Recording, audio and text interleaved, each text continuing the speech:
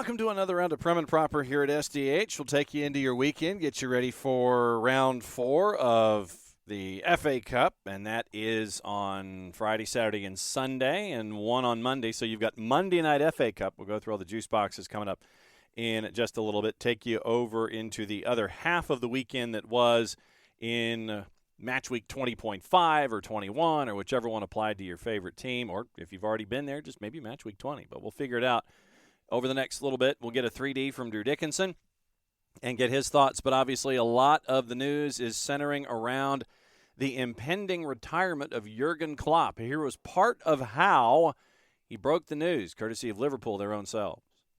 Ending up as the manager of Liverpool FC is a fairy tale and a very difficult thing to plan. I would say impossible to plan and difficult to reach.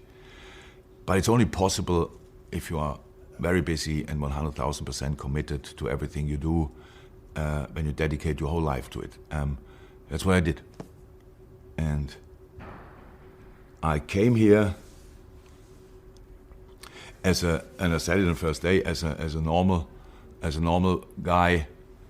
I am still a normal guy, I just don't live a normal life for too long now. And I don't want to wait until I'm too old for having a normal life. And I need at least to give it a try at one point to see how it is. Will I miss it? Well, I said I never had this really before, so I need to give it a try, and it's the right moment for me, and I think it's the right moment as well for the club, because I can't do the job from next year on anymore as I did it before, and then I'm not the right one anymore. I tried to describe it already. I had to explain it to Ulla clearly, and I tried to explain it with, I am like a proper sports car, not the best one, but a pretty good one, can still drive 160, 170, 180 miles per hour, but I'm the only one who sees the tank needle is going down. The outside world doesn't see that, that's good. So you go as long as you have to go, but then you need a break. And that's exactly what I know I have to do, but nobody has to worry until the end of this season. I know that I will be fine until then. So now the questions remain. Obviously, Xabi Alonso's been mentioned. Steven Gerrard wants to mention himself. Then now it's going to be up to the club. The club said that they're not going to be very vocal about it. It's like when they have something to say, they'll say something. They're not just going to say anything for the sake of saying something. So let's get into the history of Jurgen Klopp just a little bit. What is his best signing? Darmish Seth and our friends at the Transfer Show over at Sky Sports News tried to answer that very question. We can see from some of the signings that he has been back. This is Jurgen Klopp's 17th and final transfer window. And more often than not, he and Liverpool have got it right when it comes to recruitment. Lee, as I mentioned, here's a selection of some of Jurgen Klopp's signings. Who would be the number one for you? Do you know what? It's so difficult, isn't it, just looking at that because of the calibre of player there. And, you know, Mane was one of my sort of favourites, and I think what he did to get the best out of Mane as well. But I just go above, and you can't hide the fact that Salah's just been unbelievable. You know, from watching him at Chelsea and not really being a player that you'd even consider what he is now at Liverpool. And I think that's just transformed down to Klopp of what he gets out of his players, because he's been remarkable for Liverpool. And there's every type of transfer here as well, Lee. Look, you've got Joel Matip free, Andy Robertson. Oh. Like, we started, was it Queen's Park, then Hull, £8 to £10 million. Like, the way he's developed him. Yeah. I mean, yes, Virgil van Dijk cost a lot of money. Every Liverpool fan watching us now will go, worth every penny. Yeah, it is. I think, like you say, you look at that board there in particular, and you just think, wow.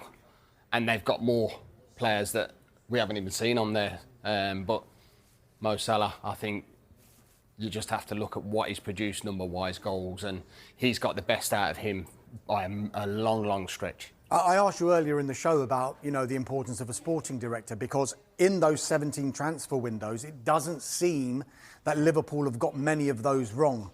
They seem to hit the jackpot with nearly every single bit of their recruitment. And that's not only just down to the manager, it's the recruitment team and the sporting director as well, isn't it? Yeah, well, I think you look at Liverpool's model, if you like, and they're not a team that go out and, spend fortunes and bring lots of players in, are they? They've got a base and they've got a structure of how they work. Even I think wage structure that's been something that's always been talked about. So you're dead right. You have to look, and that's where you have to look from the top of what they've bought into the football club and how good it's actually been. Because the players they bought in, there hasn't been many that have really not been a hit at the football club. You'd have to dig quite deep to actually figure that out. But there's been players that have been bought in. Even the likes of Origi, who was sort of a bench player who scored goals, important goals. But, I just think the whole package at Liverpool is going to be sadly missed, and they have to make sure that they get it right. Do you think there was one issue Liverpool had maybe I remember being at Wembley when Spurs beat Liverpool 4-1. And then the summer after... the reason why I'm saying that, wouldn't you? I'll tell you why I say, because Spurs didn't make a signing the summer after, maybe because of situations financially. They went and bought Virgil van Dijk and that guy there. Yes. Like, there's always been Liverpool, sometimes they've had grobbelars, haven't they? Not Sander Westerveld. This guy is arguably, if not one of the best goalies around. He is. I think the mould and as you said, I think having a world-class goalkeeper in Alisson is just, it just sets the benchmark throughout the side. I think we always look at their forward players, don't we, and what they produce and the numbers of goals that they produce. Even Jota, he wasn't one of them players that you would think, is he going to fit in a Liverpool shirt? They've seen something in him for sure, and he's producing numbers that you wouldn't expect from Jota. But this is the thing where you've got background people who are looking into numbers, stats, what they do, what they can produce. Do they fit in a Liverpool shirt? This is where it's top class. Then, as folks were getting the news and having their press conferences leading into their weekend of play, or just a bye week, and they had to have a press conference on Friday. Here's part of the tour. First off, Roberto De Zerbi at Brighton on the impact of Jurgen Klopp. Well, I'm very sad because if he's change league, change country, Premier League, lose one of the best coach in the world. I consider Klopp, Guardiola, Ancelotti, Bielsa the best coaches in the world, and I'm sad for it. He says he feels a lack of energy. Do you understand that? I remember you saying to me about you couldn't do this job for more than very well. I can understand. I think our work is the best work you can do. I consider my work the best work but it's very tough. It's very tough, and you need energy. You have to push every day. You have to keep the be able to improve day by day. You have to study, because you can't stop your improvement. You can't stop your study to the new game, the new coaches, the new idea. Football is on development, and if you don't work with the right energy, you lose everything. Just following up on Klopp, you've described him as one of the best managers in the world. What is it about him that makes him so special? And also, Erik ten Hag has said today, losing him is not good for the Premier League. How much has he done for English football, do you think? The technologies, the personality. I said I like him because his energy, his character are great, no? And if he change country, if he change league, is not a good thing for Premier League. Then we mentioned Xabi Alonso. Right now, he is over in the Bundesliga, and he looks like he is the number one name on the juicebox board as to be the replacement for Jurgen Klopp. Here was a bit of his press conference where he was asked about it, courtesy of his club, Bayer Leverkusen.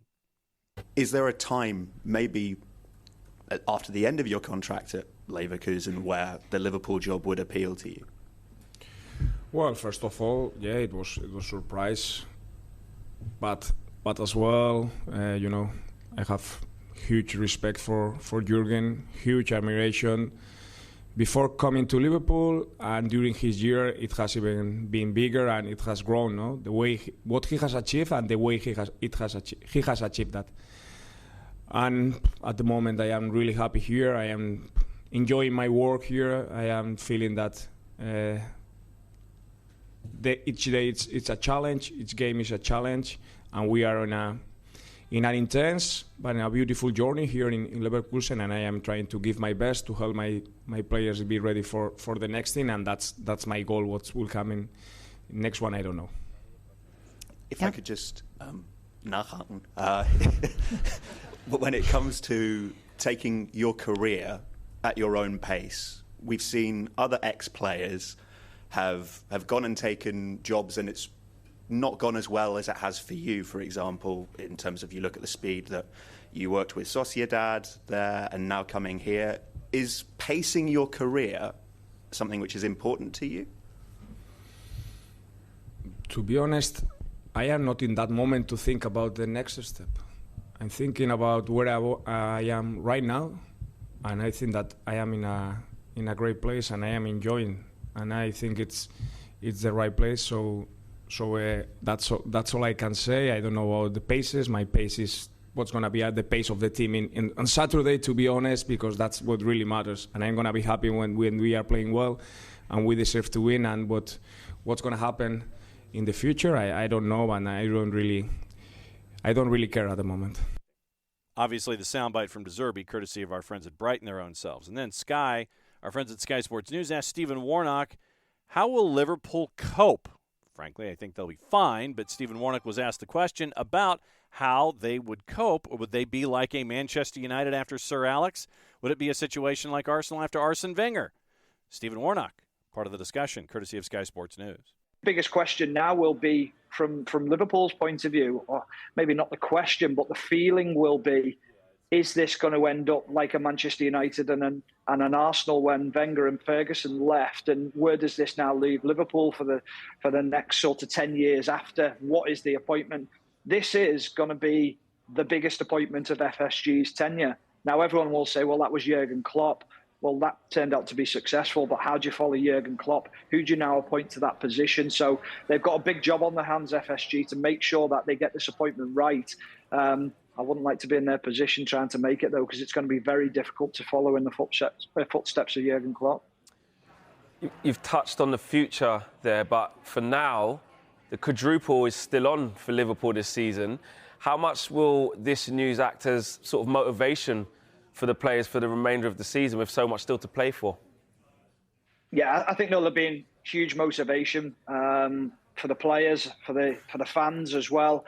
I think anyone who's inside Anfield over the next sort of course of the season, next 4 or 5 months, will just be it'll be deafening in and around that area in the stadium. So it's a big thing for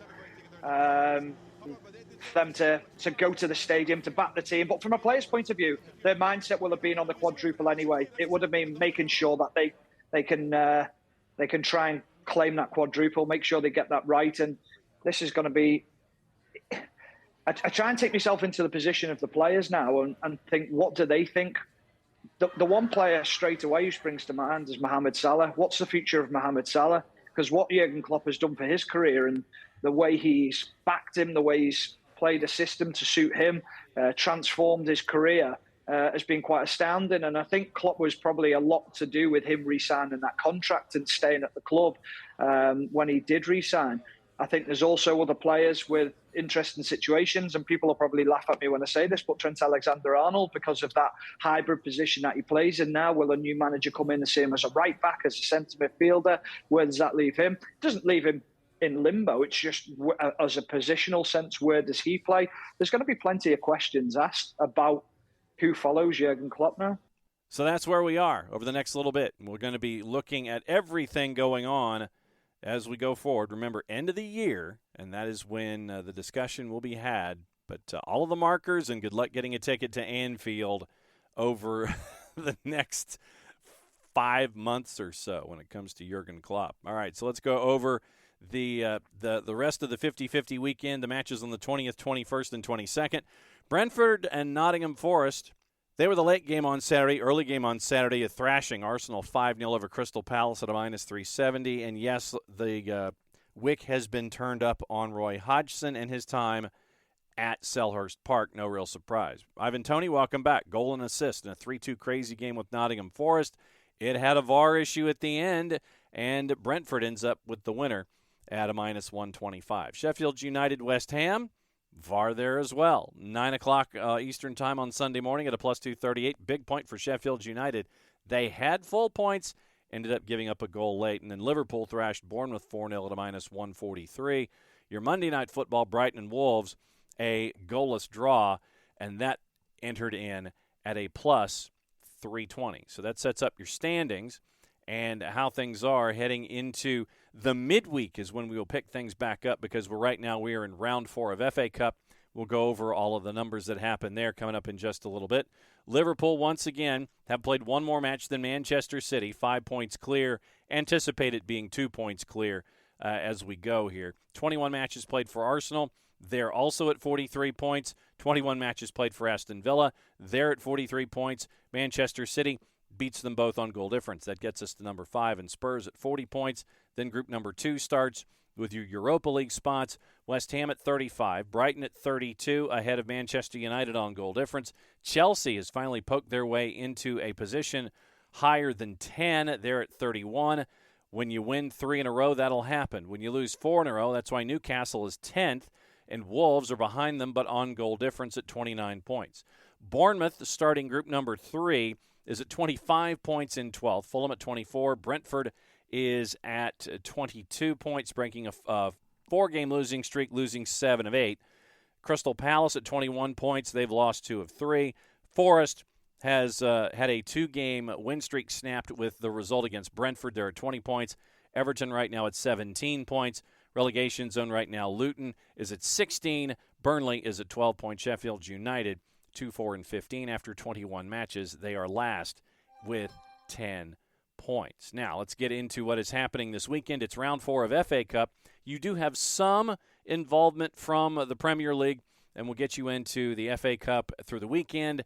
26, 27, 28, and 29. You do end up with some stuff going on in Monday Night Football, Monday Night FA Cup. Bristol City, Chelsea, Bristol City Forest, Chelsea, Aston Villa, Sheffield Wednesday, and Coventry will all have replays. Manchester City makes it into round number 5 at a -116, scoring in the 89th minute. Kevin De Bruyne, a corner kick that almost turned into an Olympico, turned into a goal off of a rebound and an attempt to handle by Vicario. Did not work. Spurs wanted to go to VAR. Didn't quite get the result they were looking for. It was not a clear and obvious error. So Manchester City gets the 1-0 win. They advance to round 5, and they get to watch everybody else. Saturday, early, Ipswich, Maidstone. Ipswich, heavy favorite at a -11-11. 10 o'clock matches, Everton and Luton. Everton a -200 at home.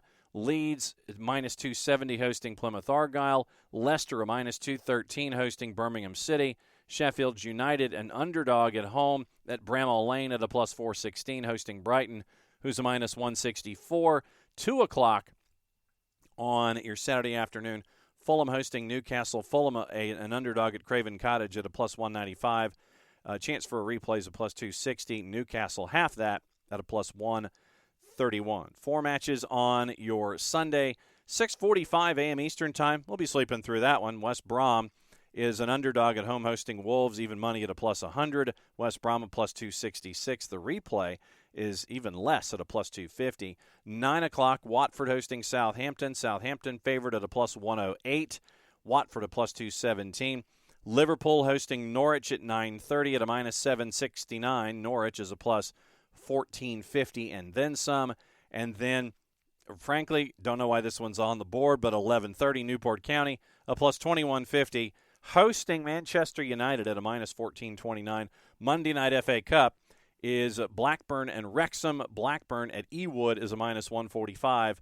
Your draw/replay a plus 328, and Wrexham in round 4 is a plus 322. So that sets up what goes on in the midweek after Monday Night Football, and it's the beginning of the schedule all over again, picking action back up in the Premier League. And so 30, 31, and February 1st, and then again it picks back up 3, 4, 5. So it's a very, very busy time coming up in just a little bit. So the 30th is Tuesday. 5 games on the board. Nottingham Forest, a big underdog, hosting Arsenal at a minus 238. 245. Fulham, favored at a plus 147, hosting Everton, who's a plus 191. Luton, hosting Brighton. Brighton favored at a minus 147. Luton a plus 374. 3 o'clock Eastern, Crystal Palace at Selhurst Park a minus 149, hosting Sheffield United at a plus 459. 3:15 Villa hosting Newcastle at a minus 109, and Newcastle a plus 267.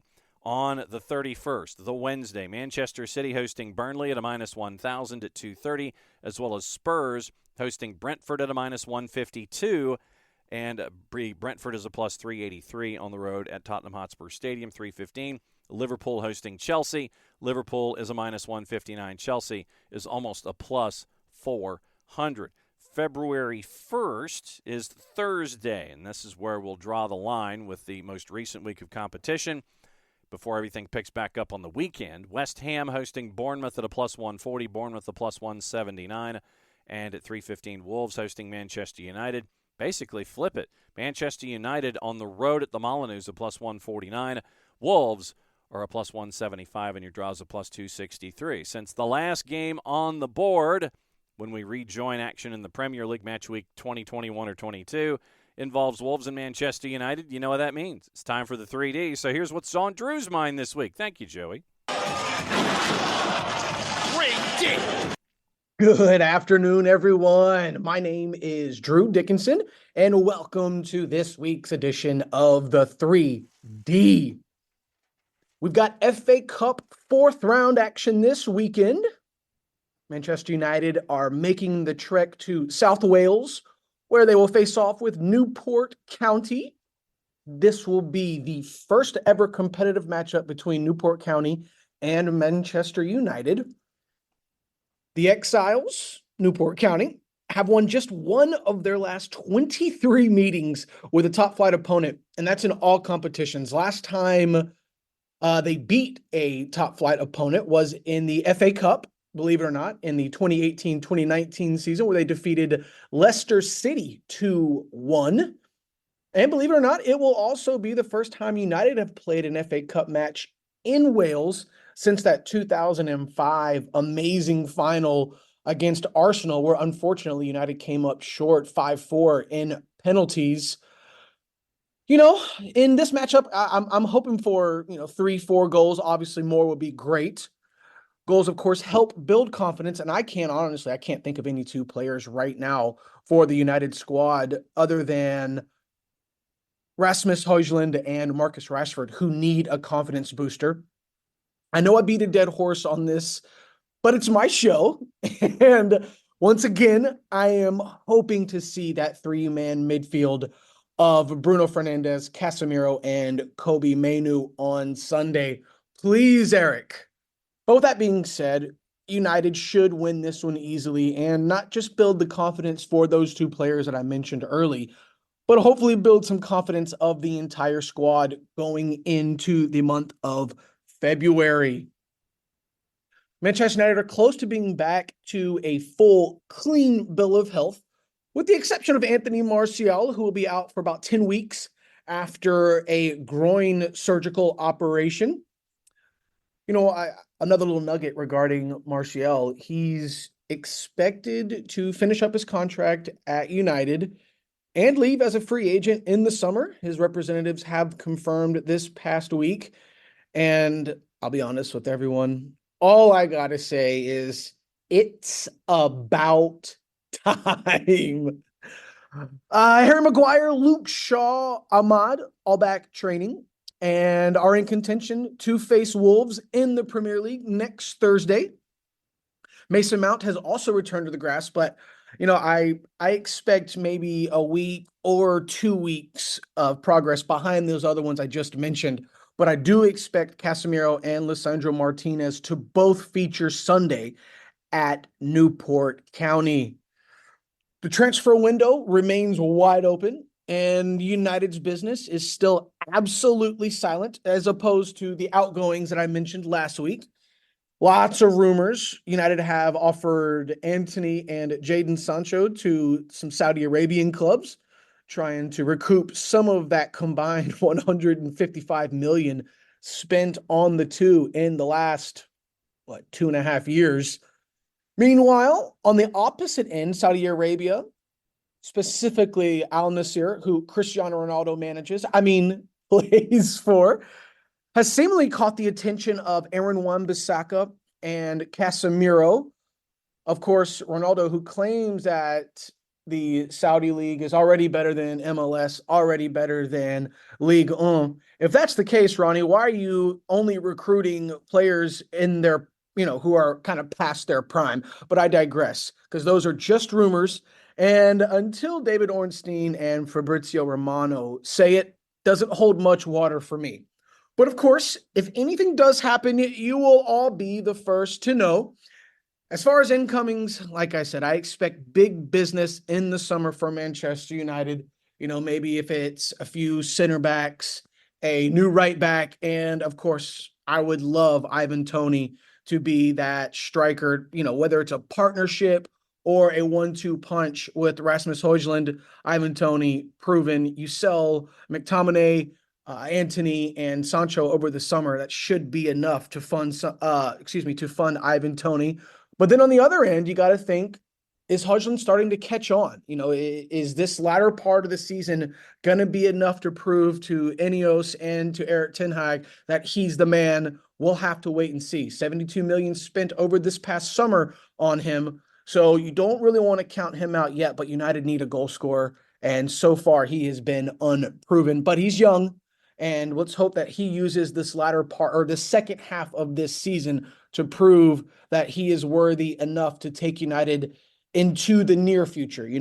I don't think that there's a lot of time, Ineos have come out and said, you got 1 to 2 years to prove it, or we're going to ship you on to somewhere else. So let's hope that Højlund uses this next 2 or 3 months to prove himself for this United club. Well, that's going to do it for me today. I hope everyone enjoys the FA Cup action this weekend. Stay safe, and we will speak to everyone next week right here on the 3D. And with that being said, we'll send it back over to you, John. Cheers, everyone. So that wraps us up for another week. Match week 20, 21, 22, FA Cup, everything thrown in the pile. Prem and Proper right there with you here on SDH. Once again, reminder, we'll look at the weekend and kind of preview things and FA Cup and for all the action happening Tuesday, Wednesday, Thursday, 10:30 Eastern Time on SDH Live all across the SDH network on all of your social media channels. So for Drew, for Maddie, for you, for us, all of us here at SDH, thanks for hanging out with us for another round of Prem and Proper. Play it safe, everybody. Enjoy the games in the Premier League and in the FA Cup. We'll see you Monday.